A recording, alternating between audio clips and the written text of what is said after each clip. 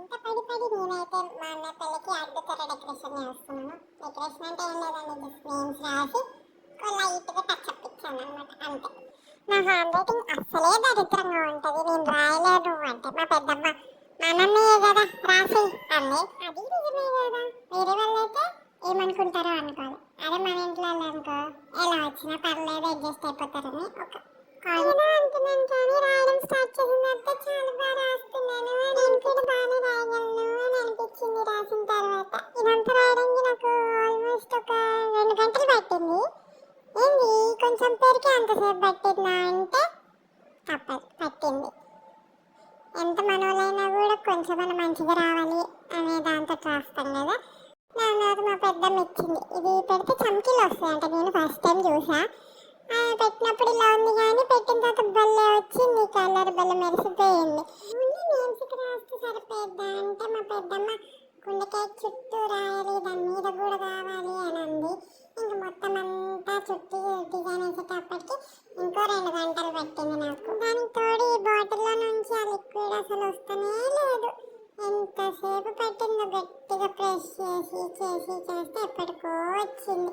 మా బుడ్డోడు లేచాడు, మా మమ్మీకి ఈవినింగ్ స్నాక్స్ టైం అయ్యింది, వాళ్ళు తింటా ఉన్నారు. ఈలోపు నాకు బుజ్జి బుర్రకి భలే ఐడియా వచ్చింది. అన్నయ్య నేమ్ మీదేమో కింగ్ సింబల్, వదిన నేమ్ మీదేమో క్వీన్ సింబల్ వేసాను. అయ్యి బాబు, నా బుర్రలో ఇంత క్రియేటివిటీ ఉందని నా మీద నాకే ముచ్చటేసింది. ఇంకా మా పెద్దమ్మ కనిపించిందల్లా హైలైట్ చేయమని అని చెప్పి పాపం జోజోకి కూడా హైలైట్ చేసేసాను. మధ్యతరలో ఎక్కడ ఏ పాట దొరికితే అక్కడ హైలైట్ చేసేయమంది. సో మొత్తం హైలైట్ చేసి పడేసాను. ఈ లోపల మా బుడ్డోడు వచ్చాడు. మా నేను చెప్తా అని వచ్చాడు. వద్దురా నాయన, నువ్వు పెద్దయ్యాక చేద్దు కానీ ఇప్పుడు నేను చేస్తాను చూడు అని అన్నాను. ఇంకా ఆడుకున్నాడు, నా పని నేను చేసుకున్నాను. వీళ్ళకి ఓటు కూర్చున్నాడు బుజ్జిగాడు, ఇక పీకేస్తాను మీద పడిపోతున్నాడు. ఇంకా వాడు నా దగ్గర ఇంటికి పని చేసుకొని అని చెప్పి ఆయన పక్కన పెట్టి నేను నా పని కంటిన్యూ చేశాను. అది మొత్తం అయిపోయిన తర్వాత ఫైనల్ లుక్ అయితే చాలా బాగుంది. చూడండి, ఆ వైట్ కలర్ చమ్కీది రాశాను కదా, చూడండి భలే మెరిసిపోతుంది. అండ్ ఈ సైడ్ బార్డర్స్ ఉంది కదా, బార్డర్ అంతా మా పెద్దమ్మ ఎక్స్ట్రాగా కొట్టింది.